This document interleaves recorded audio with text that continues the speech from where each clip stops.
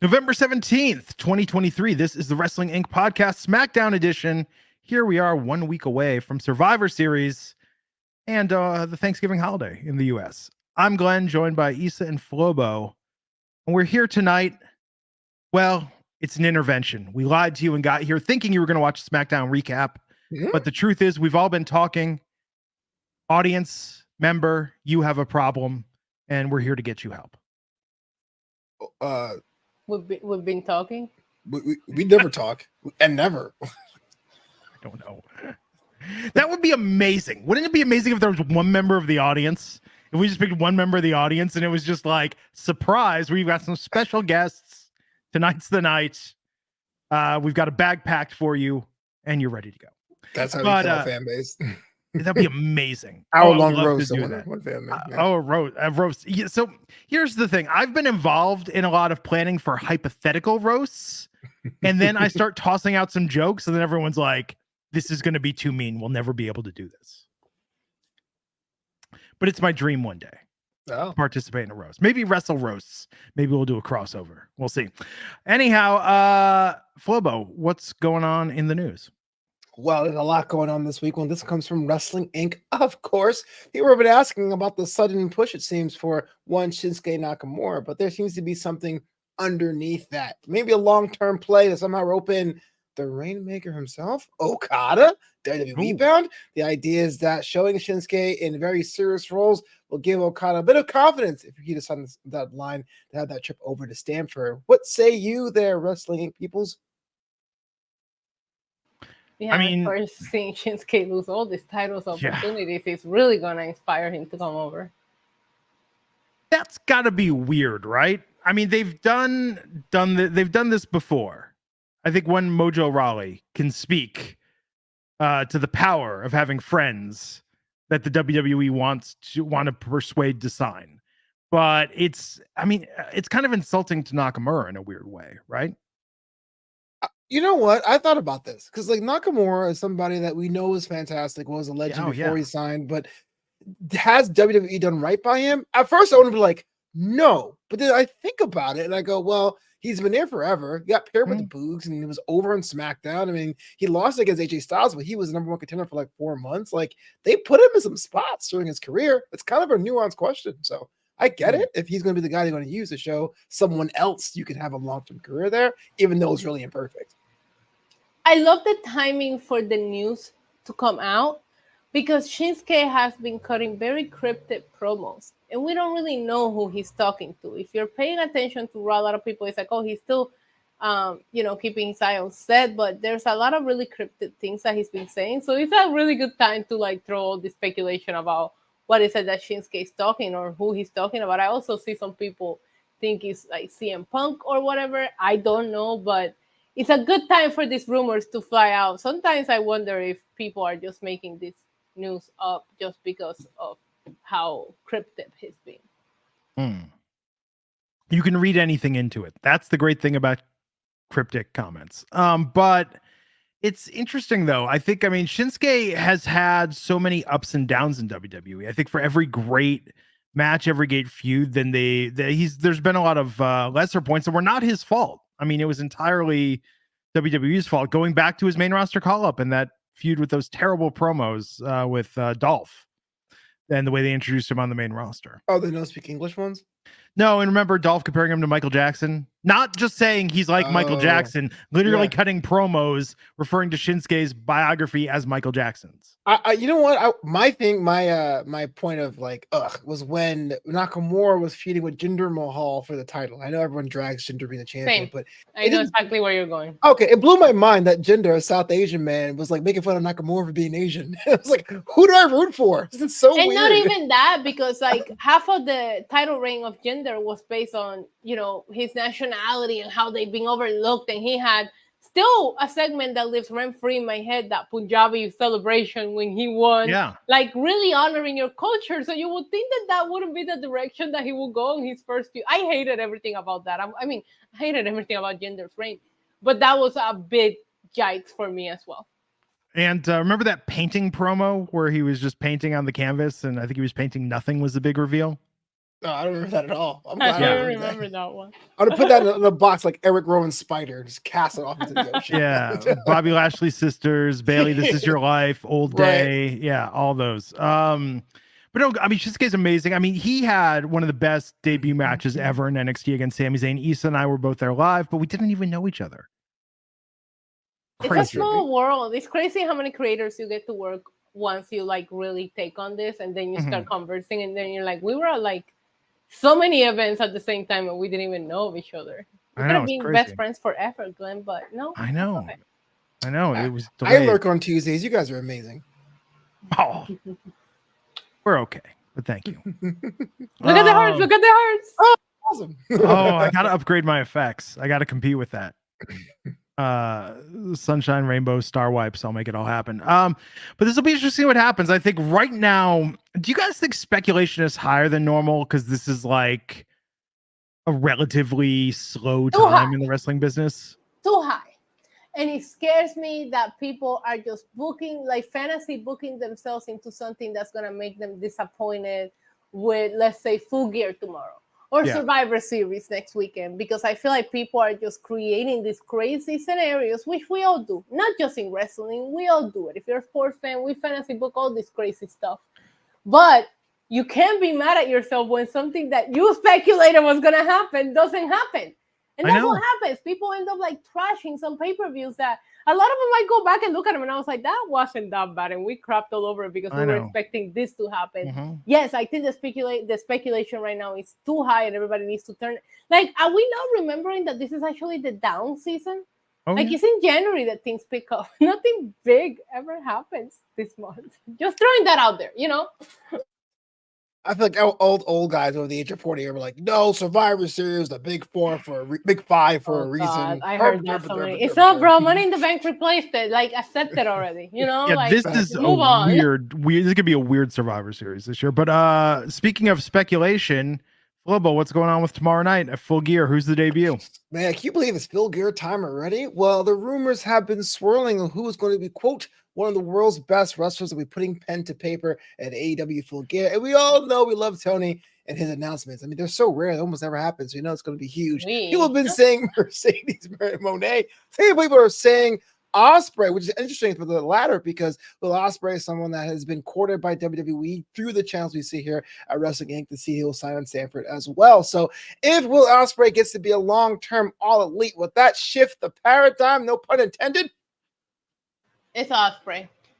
You sure it's not Dolph? I mean, I'll put money on Ospreay. Well, I think it's Ronda. I think it's Ronda. I'll bet you $5 right now that it's Ospreay. Who's gonna take me on? Man, $5. I don't know, man. I mean, come on, everybody, get your prediction, or you don't have to, but bet me $5. Okay, you know what? I'll take that fake action. For the purpose of legal purposes, we were actually betting actual money. Wink, wink, nudge, nudge. Even though we are. We're betting a Cash App or a PayPal transaction or sell whatever you use. Right. Glenn, you take me on? No, I mean, I like Will Ospreay. I'm trying to lose money. Wow. But he lives in Vegas. He's the gambler, and he's like, no, I'm not gonna do that. But he's wrestled in AEW before. This is a formality. He didn't say the person has never wrestled in AEW. I know, but as a matter of fact, he said that every AEW fan respects him, meaning that he expects his audience to be familiar with this person. Therefore, that's where I can't be somebody we've seen before. Oh no, I mean, it's not. He will never speak that highly of a woman wrestler. Let's just start there. Oh, so I didn't mean like, oh, come on, shots fired. I didn't mean like that. I said what I said, and I will keep saying that because women start being booked differently in AEW. It is not a women's wrestler. I don't see him talking that highly about a women wrestler. It's not Mercedes.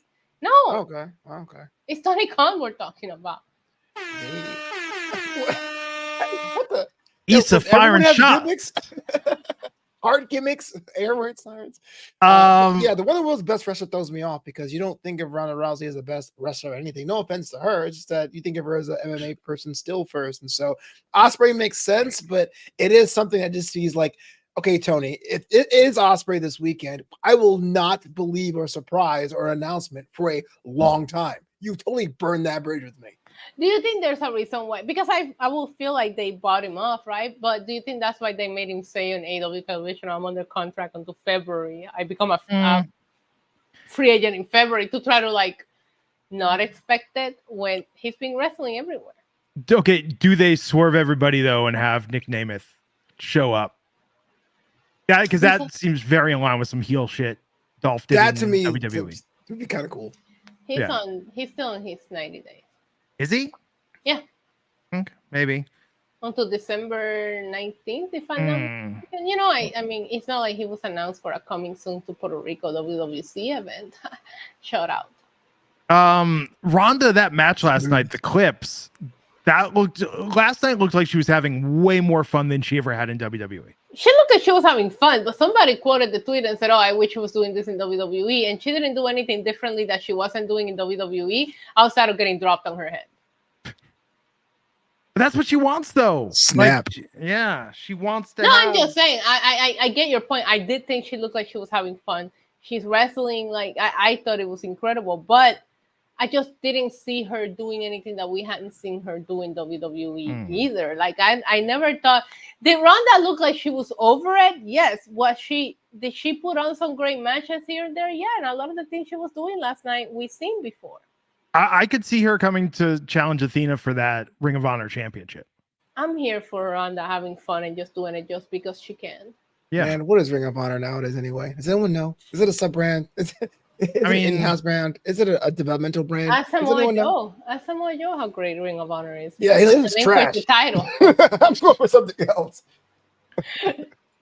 So we'll see. We'll see what happens. But Ronda, late breaking news as we go to air. Ronda Rousey is reportedly backstage at Collision and Rampage tapings tonight.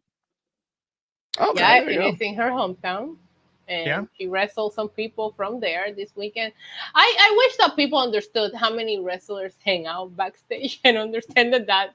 I mean, if she signs, she signs, but that doesn't necessarily mean that it's a confirmed sign. It's like, if people were backstage at a wrestling show, they would just understand what the real Forbidden Door means. That's all I'm saying. Oh, yeah. I would have signed 10 times already. Yeah. Well, I mean, I sing a lot of people from different companies at different shows, and that's just how it works. But Ronda's a big name, so if I see her, I will leak it to somebody because it will make news. You know, I would leak it. That's probably my mom, because she wouldn't go and tell anybody. But like, guess what I just saw backstage? Yo, breaking news, Ma, check us out. Yeah. My mom never liked her, and I love Ronda Rousey, so that was always an argument in my house. My mom is bigger than me. My mom is the biggest wrestling fan there is. I love her. She's the biggest Ronda hater. I was like, oh snap! She hates Ronda. She never liked her. She's all about Charlotte Flair, and nobody can just knock her off that horse. Like, I mean, I'll give the option. I love Charlotte too, so I get it. But so a record was set Wednesday night by a WWE superstar. Becky Lynch was on Celebrity Jeopardy. Wow. And she is the first contestant in Jeopardy history, as confirmed by multiple Jeopardy fan accounts, to go 0 for 60 on the first 2 rounds of Jeopardy. To me, it was hilarious. Not because of what happened, because frankly, if I was in Jeopardy, I'd probably do worse. but all the Becky Copium fans, like, oh, well, no, it's not a good representation of Becky. It was a Thursday. It was windy outside. She's really smart, guys. It's like, just laugh and let it go. And she quotes the news and say, always making history. Like, she's even clowning on herself, which I appreciated her response, but I like to play along when I'm watching these shows, and every once in a while I get it right. So Celebrity Jeopardy, they make it a little easier, but I will say this. I auditioned for Rock and Roll Jeopardy before on the Jeopardy set. Why didn't I get on? Every single person at the audition looked like me. All just like chubby white dudes with beards. They had a plethora of us to choose from. But I will tell you that the buzzer thing, like, that is tricky. And she said she didn't practice with it. A lot of people like order USB buzzers and practice. If you buzz too early, it locks you out from buzzing again for like a second. And you could tell she was, I'll just say that, Lil Copium, she was having trouble with the buzzer. You know, I live 2 blocks away from where they tape Jeopardy. Yeah. And I've seen people walk outside just saying, the buzzer! Like, with no context. But yeah.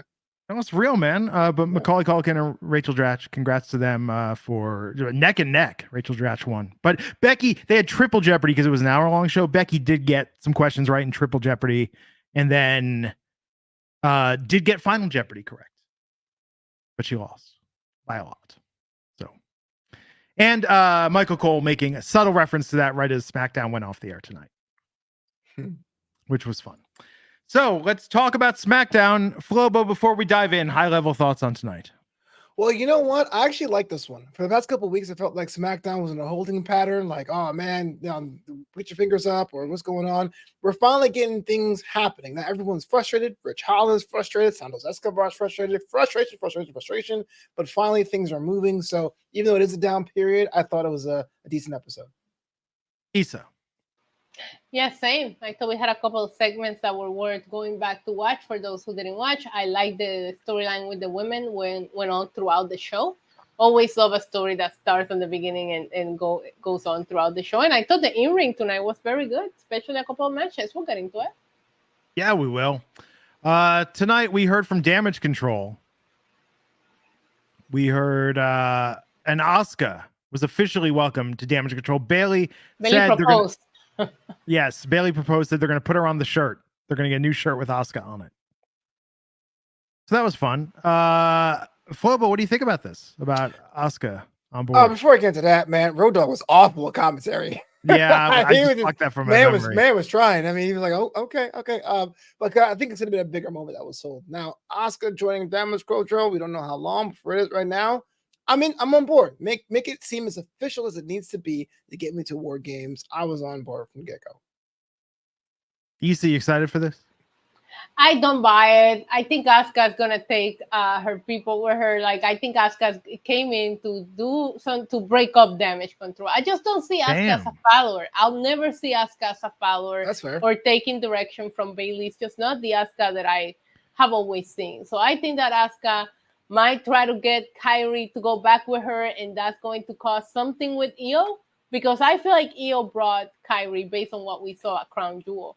So I think I like the idea of getting us to Survivor Series, like Flobo said, and I like the idea of Asuka really playing up to it. So when she betrays Damage Control, it's just not who you expect to betray. You expect Bailey to get jealous or something else. But I just have never seen Asuka as a follower, so I'm not buying it.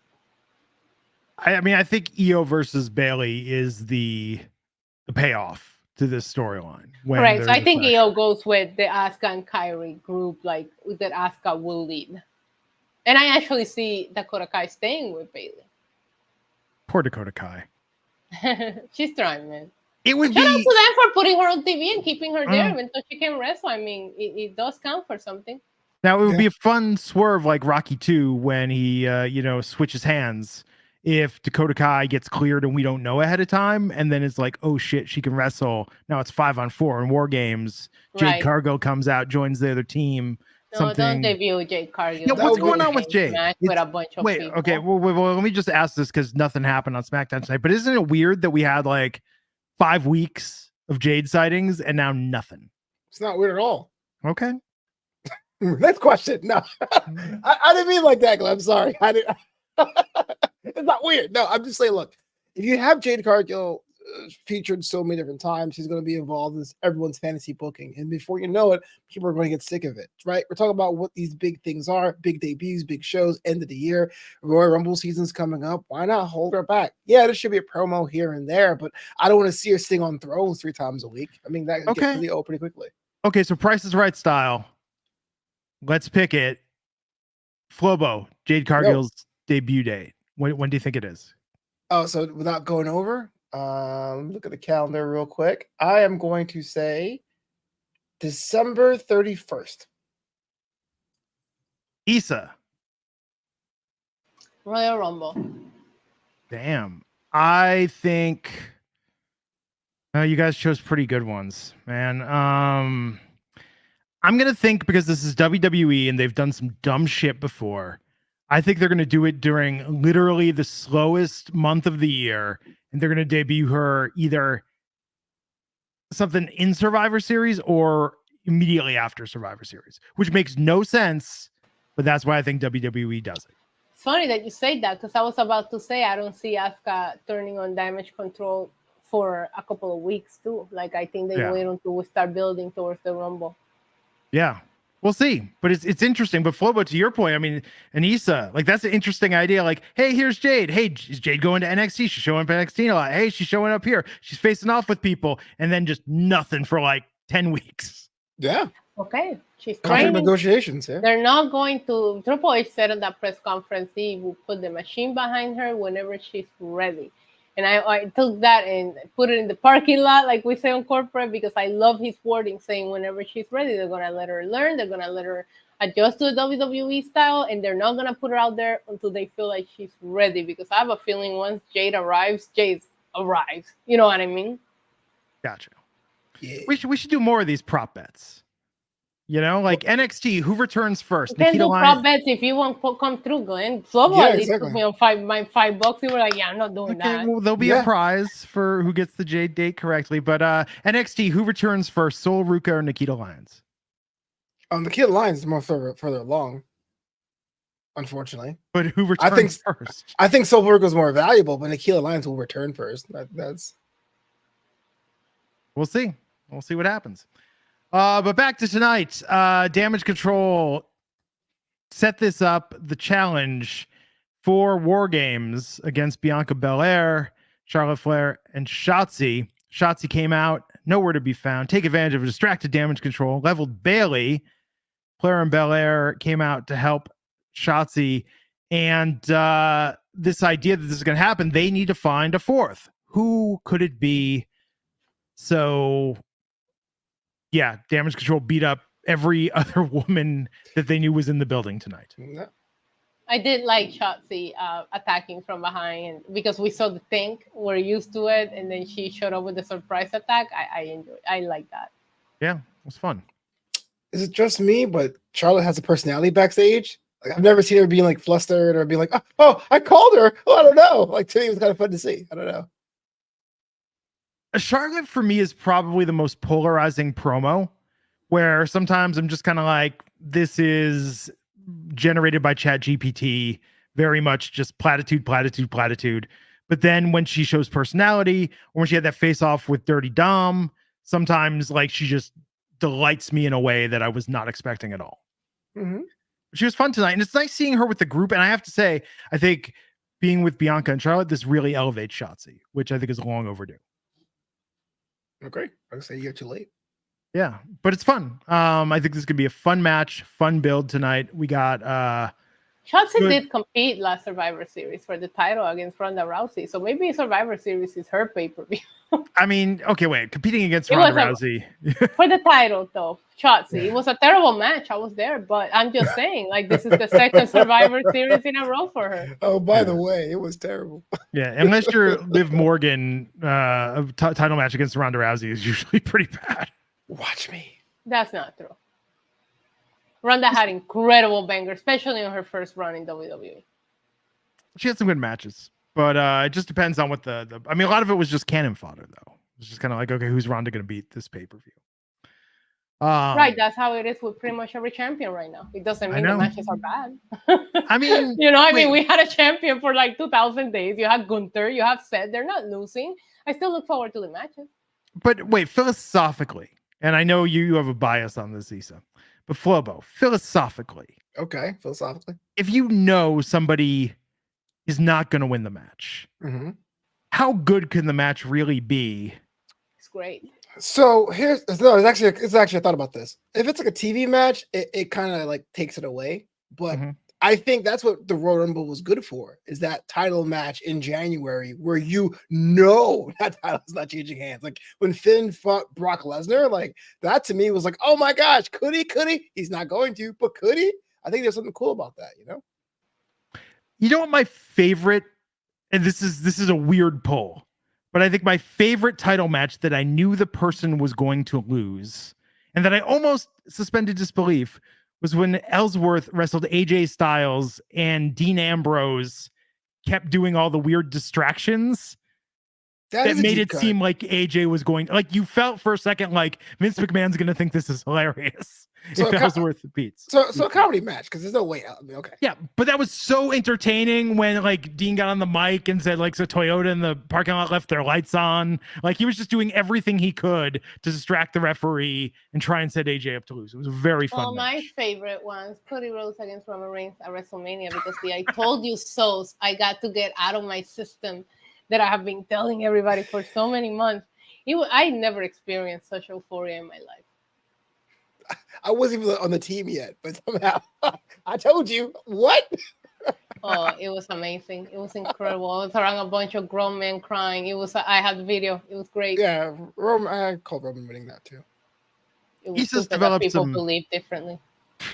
He's just developed some interesting tastes over the years. No, that's actually been the taste since day one. Go back and watch my videos, baby. Since 2014, we've been writing for Roman. Don't even try that. Anyhow, okay. Philosophy discussion tabled. But Pretty Deadly versus the Street Profits versus the Brawlin' Brutes in a number one contenders match for the Undisputed Tag Team Championship. And the Street Profits getting that momentum. They're going to have a tag team championship match against Judgment Day. Are you excited for that match, Glenn?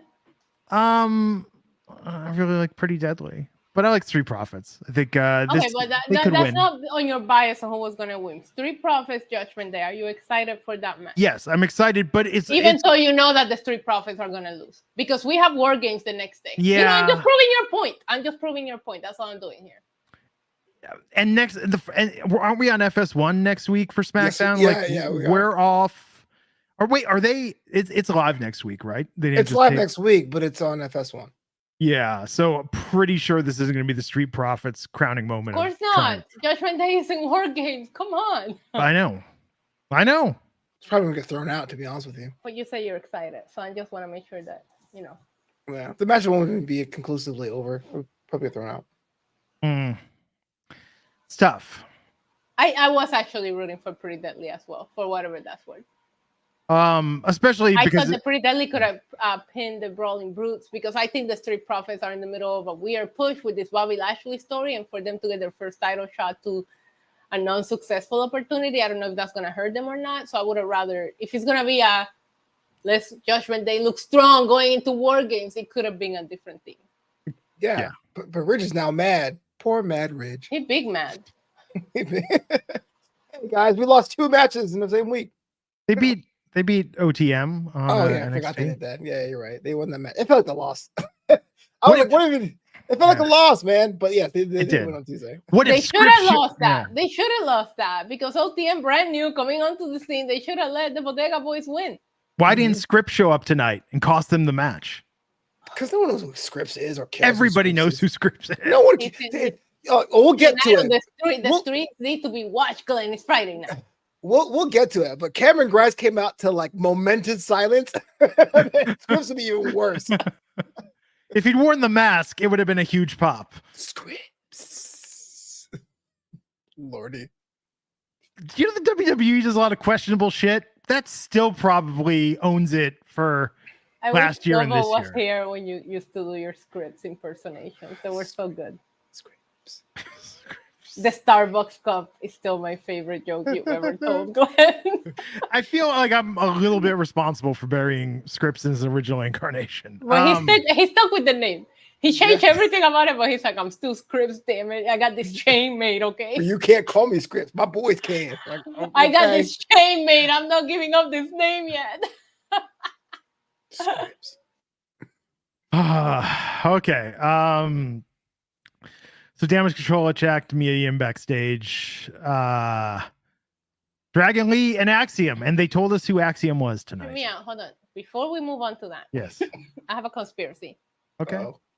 Maybe Bianca wanted somebody else for their team because I'll let Mia Yim slide, but she recruits this person, gets attacked immediately by Damage Control.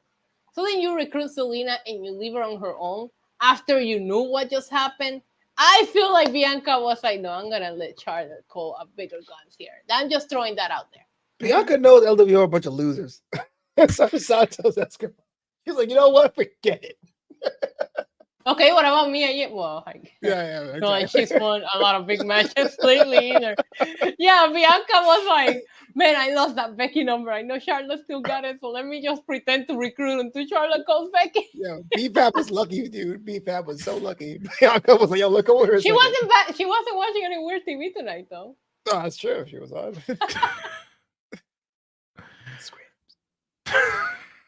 Okay. Axiom got a vignette to tell us all about the math-loving masked wrestler. Mm-hmm. Good exhibition match that Dragon Lee won. This is I feel like, again, this is the most AEW style thing we see on WWE television each week. I agree with you, but to me, I saw that as a warning shot. Someone going, Dragon Lee, we gave you 6 weeks on the main roster. You ain't hitting. If you don't find something unique about you, this guy is going to take your shot. They get the full package. They get the full package. They put over his moves. I'm telling you, bro, if I'm Dragon Lee, look over your shoulder because Axiom will take your lunch. It's funny that you say that because I was watching this match, and this is not my preferred style or match. But I was like, man, these guys feel like they were out there with a chip on their shoulder to outshow each other or something. Like it was a great match, but I did feel like they were wrestling with a purpose. Both of them were just trying to like, I'm gonna look better than you. I'm gonna outdo this. I'm gonna outdo this. So when you put it that way, Flobo, and I'm over here like, maybe they both had a chip on their shoulder, or Dragon Lee's like, I need to show up or I'm out. And Axiom was like, I'm gonna take your spot. Watch me.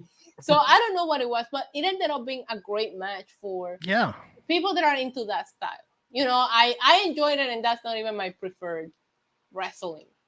That would be amazing if they did a tournament of there can be only one, like, masked wrestler that's not Rey Mysterio. Hunger Games style. Wait, the scripts return to that tournament? Yeah, that would be, oh my God. Battle of the Masks. Yeah. Actually, that's the interesting thing, though, because, I mean, in the past, I mean, WWE has replaced a masked wrestler with a different wrestler, same mask before.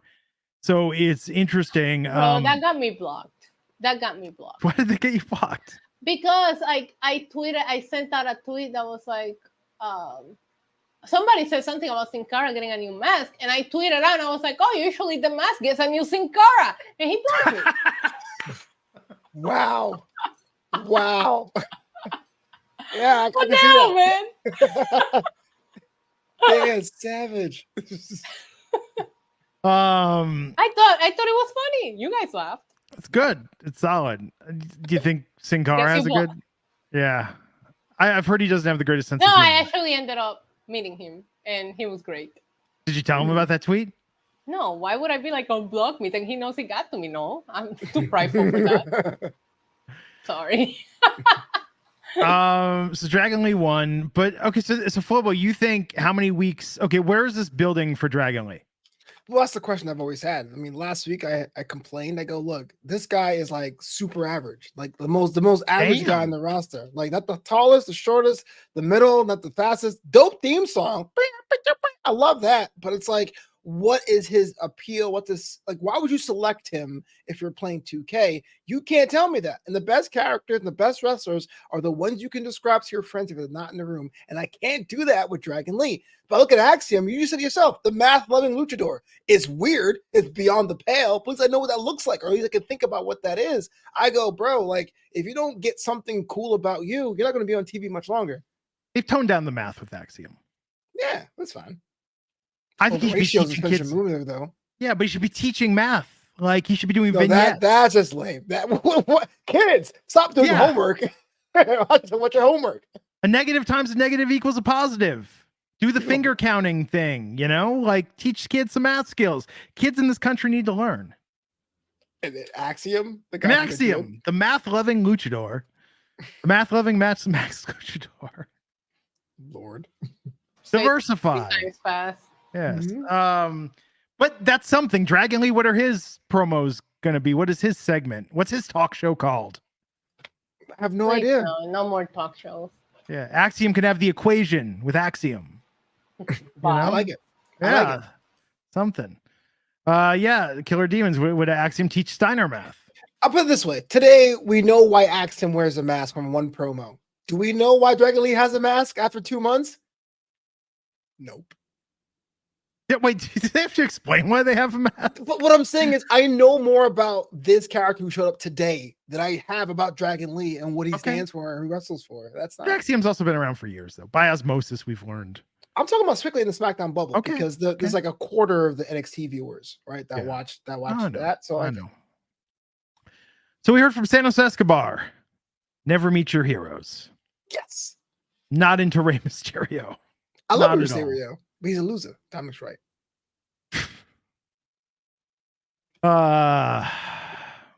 Confronted by Cruz del Toro, Joaquin Wilde, Zelina Vega. I don't know. LW is breaking up.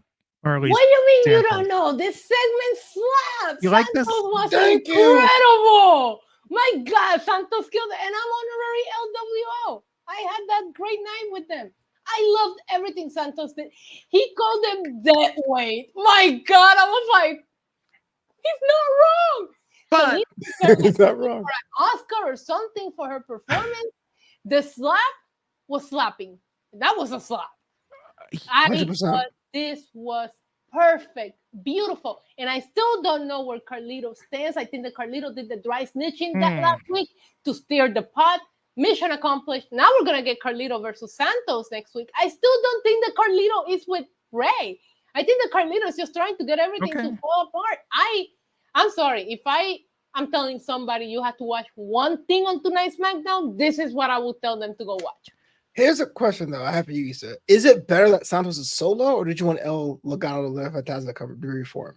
I think it's better than he's solo, not necessarily because of the booking of the rest of LWO. The focus was always put on Zelina and Rey, and I'm telling you, when he called them that way, I couldn't even defend them because he wasn't wrong. So putting them with Santos, if you're trying to elevate him as a heel, and this is his first promo right off the bat, keep him solo. I thought he was great. And maybe he forms his own group, but I don't need him to have any of that old baggage if that's what he's going to end up doing. It's funny he referenced Dominic Mysterio. Dom was right. To quote B Rabbit, pay attention, you're saying the same shit that he said. That was my issue with this tonight, was Santos. This, like, we've seen this. And Dominic did it better and more personally in bearing. You saying that Santos has daddy issues? Because the promo that Santos cut is completely different than what Dom was saying. I know, but what Dom did, though, was so brutal. It's still dissing Rey. There's only so many different ways you can diss Rey Mysterio. Okay, but Rey Mysterio has been betrayed by everybody in his career. This man has been just taking L's for like 20-something years now. Everybody's just cutting a different promo, but this is what always happens to him. I see your point. I do.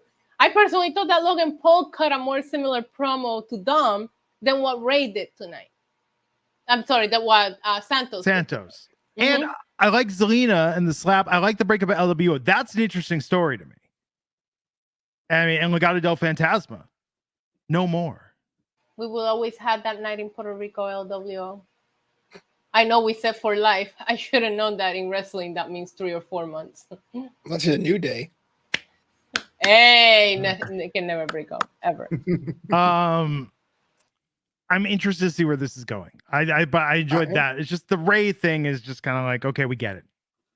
To me, it was all business. It wasn't like the Batista, you're my friend, or your deadbeat dad. It was like, look, man, we had the goals for USA's title. You stepped ahead. We were supposed to be a group of equals. You wanted to be the leader. I can't stand that. Maybe your son wasn't wrong, but you messed up my money.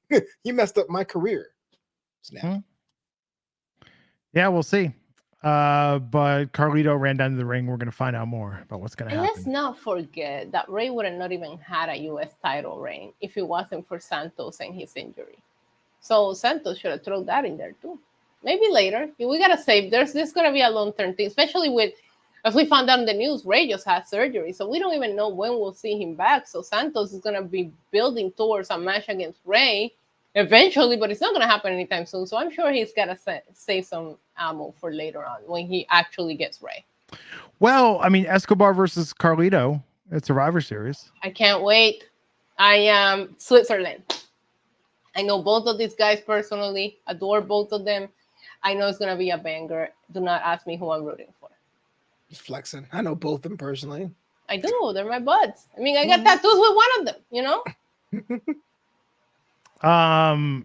So let's talk about the big match of the night. The crowd's indifference to Grayson Waller, or Cameron Grimes versus Grayson Waller, with Austin Theory on commentary. Where did Cameron Grimes go wrong? I was watching the GameStop movie Dumb Money over the weekend. He's been wrong since day one. Oh yeah, it's a good movie, by the way. Remember how fun To the Moon was? The meme stocks, the $1 million belt. Yeah. One of the best storylines been the pandemic. You can't have a gimmick based on a meme because it gets old. Come on, he bought the game stop, whatever stocks. That's what his gimmick was at that time. Well, To the Moon. Nobody remembers that. Everyone remembers that. I think two things are mutually exclusive. I think that it could have worked had the momentum was going, but the fact you had the break and then you came back with the same stuff was like, whoa. It's like when the Street Profits turned heel and then for the first month they still had their old music. It's like something's wrong. But yeah, he's been iced. I mean, there's nothing you have for anyone to care about you. You have to have things going. You know, LA Knight can take a year off and come back and say, "Yeah, you'll be forgotten."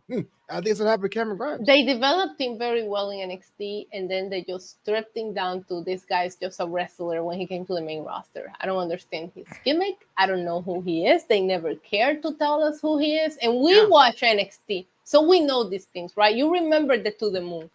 But 700,000 people watch NXT. 2 million watch SmackDown. So we're talking about 1 million people don't know who this guy is, and he's showing on the reactions that he's getting. Their missed opportunity, their huge missed opportunity was after that started to cool down.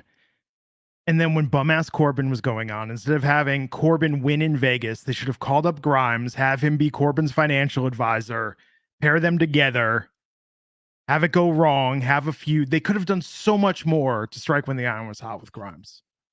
You're not wrong, but the saddest thing I heard today was when Cameron Grimes went to the moon, and I heard him over commentary. The crowd was like, it was an anti-reaction. But this was good. This was good. Can we talk about 1 second about Santos bringing the Legado song back? Because that song is a banger, and hopefully this gimmick now he gets over as a heel, and we hear the people chanting Legado again, because I absolutely just love hearing that. I love the LWO entrance song, but I was happy to hear this. MJF is going crazy on Rampage right now. I just want you guys to know that. Like, what's he doing? Beating up everybody from the Bullet Bang Bang Gang Gang whatever club. He's going crazy. Bang, it's really good. Gang Gang whatever club. Golden Showers. I don't know. There's all kinds of names. I have a good intro. Jericho and Omega are the Golden Showers apparently. Wait, really? Yeah. They're the Golden Jets. The Golden Jets. I think that's just a Golden Shower upgraded. You know what I mean, Glenn? It's Friday night, folks. Can't afford the basic one. Yeah. We're going to have to bring back that joke. I made that joke on Wednesday, and me and Lamar could not stop laughing, and Jimmy didn't get it because he's such an innocent man, and I felt so bad. We're going to bring back WINC After Dark, and I'm going to have to get my fuzzy red bathrobe with the... It is almost midnight in Puerto Rico. It's 11:56, so... Okay, there you go. So Grayson Waller won. Damage Control beat up Zelina Vega.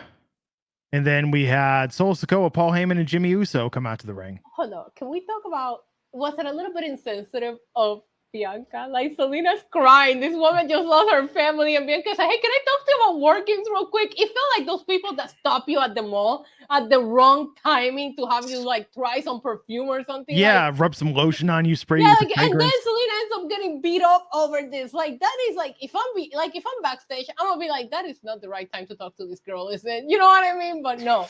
She talked to her, stopped her like a bad salesman, and then she gets beat up. Selena might be having the worst night ever. Yeah. It was bad. Samoa Joe's here. Somehow it's turned into a watch along.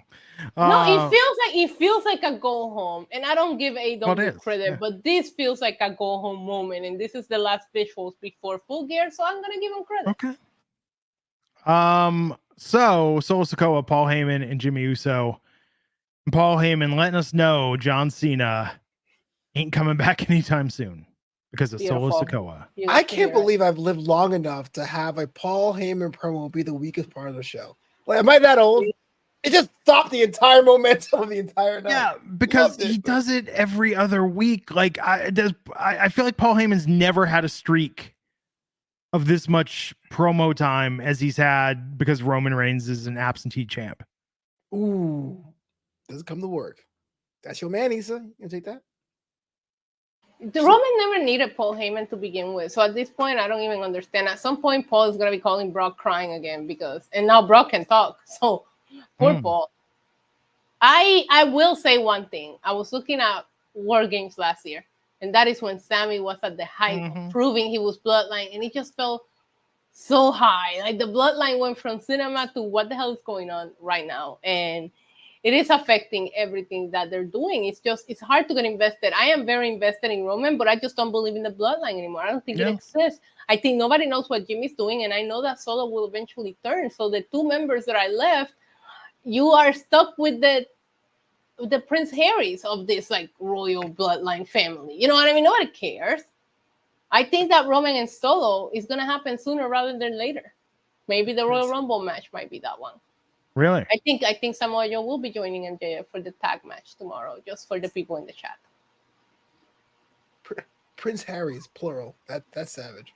Prince Harris's, you know? Yeah, that's savage. You're not even William. You're both Harrys. Both of y'all. Yeah, but compared to like last year, I mean this went from, Jaws to Jaws 3 pretty quick. It's just starting to feel. Does anyone even remember Jaws 3, man? They were stuck in a water park in the tunnels underneath. Yeah, I'm an old man with the film school, Glenn. I'm asking the chat. Do you remember Jaws 3? I wasn't going to say Jaws 2 because Jaws 2 is solid. Jaws 2 is just a slasher flick with a shark. I have a recruiting dream since I was little about sharks. I blame Jaws. Yeah. First Jaws, masterpiece. Last year, War Games, masterpiece. But tough, man. Sammy saying ruined everything, your boy. But what a moment. See, Ricky doesn't get it. He's like, Jaws 3, what the hell is that? It was in 3D. It was Jaws 3D originally. Again, it was I 3D. Oh no, that's terrible. I don't even remember it. I don't. I might have to watch it. I don't remember it at all. It might be a whole new watching experience for me at this point. It is a terrible. Jaws invade SeaWorld is the plot of the movie. SeaWorld's terrible, people. Yes, but they don't focus. Well, they get theirs in this. I'll let you know that much. But yeah, it's something else. Anyhow, this was fine. I like Paul Heyman doing John Cena's theme song. Yeah, it was what it was. But LA Knight's music hit. And it came after not right after, but the Santos promo just like completely put this in a mid-level because they weren't gonna outdo that LWO segment. Yeah. But this led to LA Knight versus Jimmy Uso and LA Knight getting the W. Finish the story. Yeah.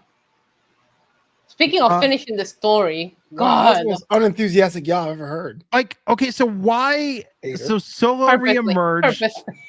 They beat up LA Knight. Why did Cody Rhodes show up? Because he got I'm sorry, I can't talk right now. Why did Cody Rhodes show up? He doesn't even go here. Hey, look, man, those freaking flyer miles. I think when LA Knight made the claim about I'm going to go through the bloodline one by one and start up with Jimmy, I think the inference was Cody Rhodes. And so to me, that was the right way to go back and reference it. They have a parallel path these two men have. But as far as why is Cody actually here, and they're both going to try to go through the bloodline and get to the top of Roman, and it might be a top of the ladder situation where LA Knight and Cody may cross paths because only one person gets another opportunity against Roman. I'm with that. But to have Cody get on a plane and fly out to wherever the hell they are. What is this really in the story? Is this one of those books that people make just to keep making money out of a story? Because this doesn't make any sense. It makes sense because Roman doesn't come to work, Issa. If Roman came to work, it'd be No.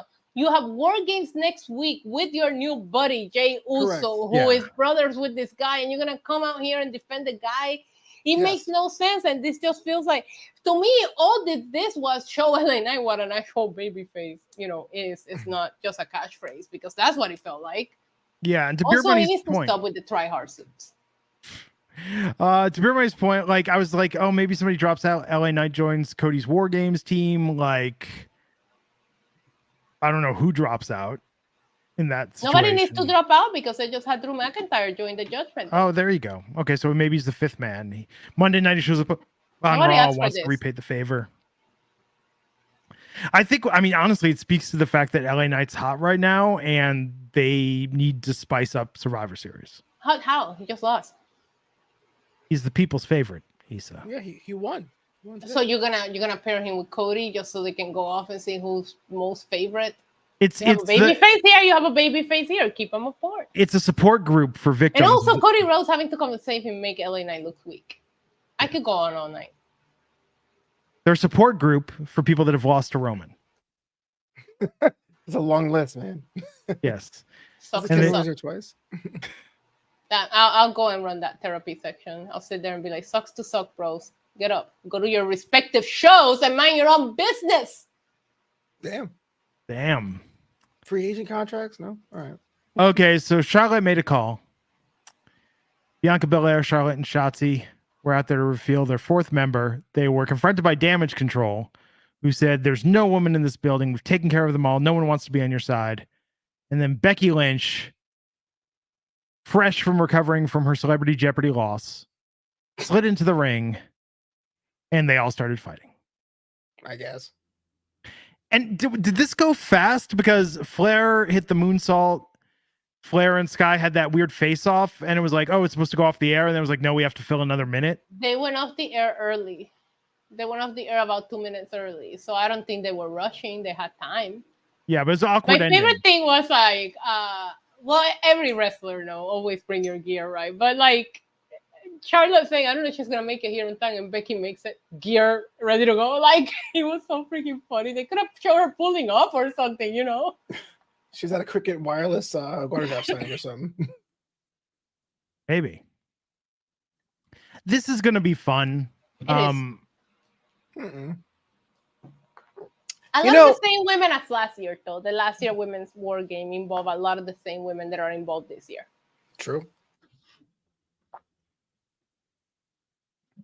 Gonna stop paying attention to us. Yeah, I guess I'm the only anyone.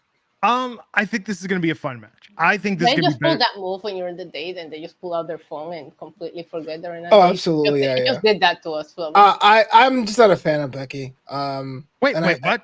I'm not a fan of Becky Lynch, man. Like, right? Well, let me rephrase myself. I think over the past 2 months, the post Trish, she's been everywhere with nothing to do, but just showing up all over the place. Like NXT for a run, she has a match against Xia Li on Monday. Just to me, it seems kind of random. And yeah, Charlotte and Becky are back together. Great. But like, I don't know. It just feels like she's a hired gun in this story. So she has no really beef against Damage Control. She just answered Charlotte's call that she showed up. There's nothing left for her to do. She's you know what's funny though? Because based on the story that they've been telling us, Bianca is in better terms with Becky than Charlotte. So why couldn't Bianca call Becky? The last we saw Becky talking about Bianca, she was putting her over. They were shaking hands. They were hugging.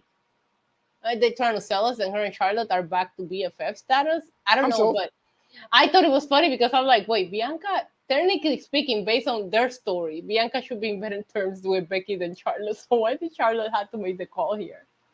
She was scared to do it too. Oh man, I guess I'll call her. Like, oh, okay.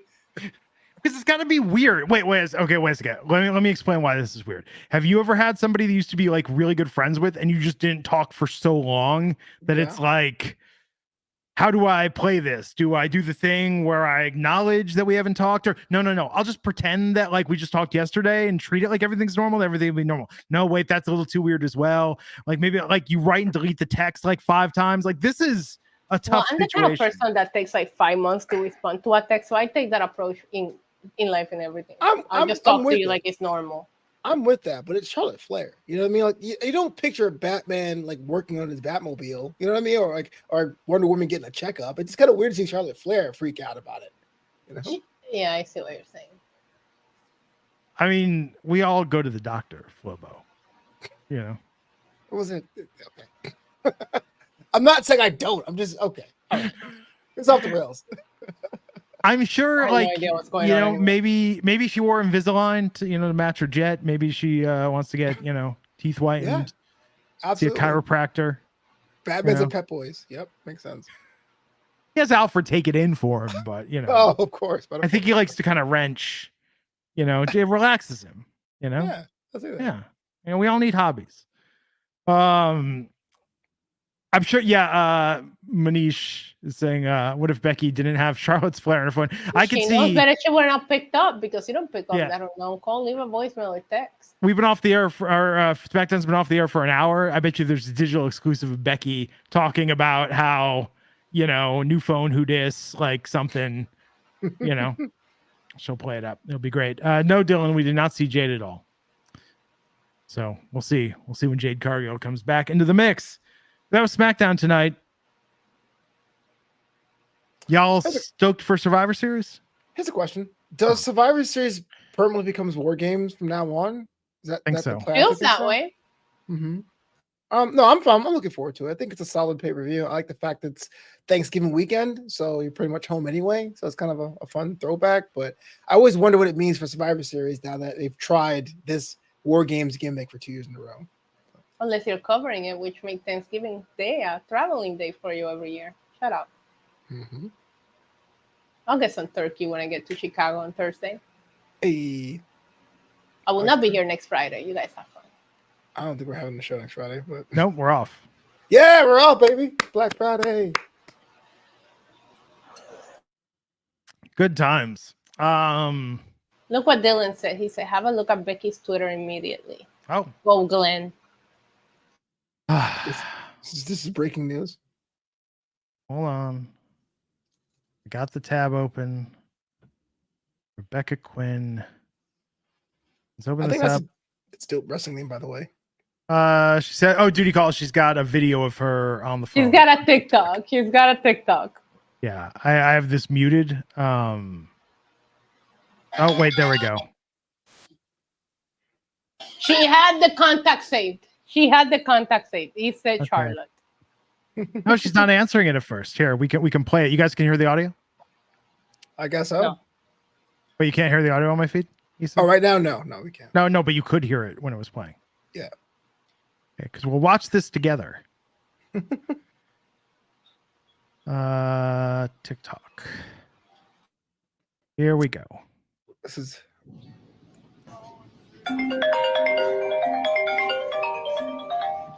Oh, it's like Lucha Underground.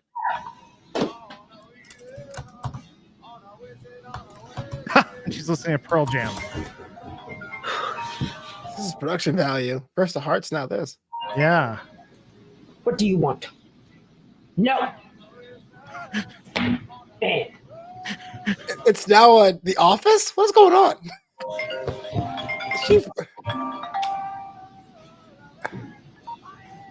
I said.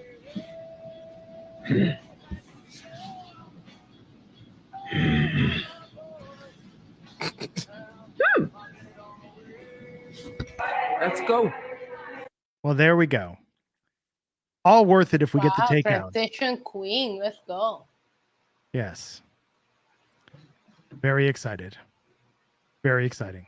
Glad we risked a DMCA for that. So, there you have it, folks. That's Wrestling Inc. for tonight. Hope you all enjoyed yourself. We'll be back Tuesday to talk about NXT. Of course, tune in for Monday Night Raw with the Monday crew. Tuesday.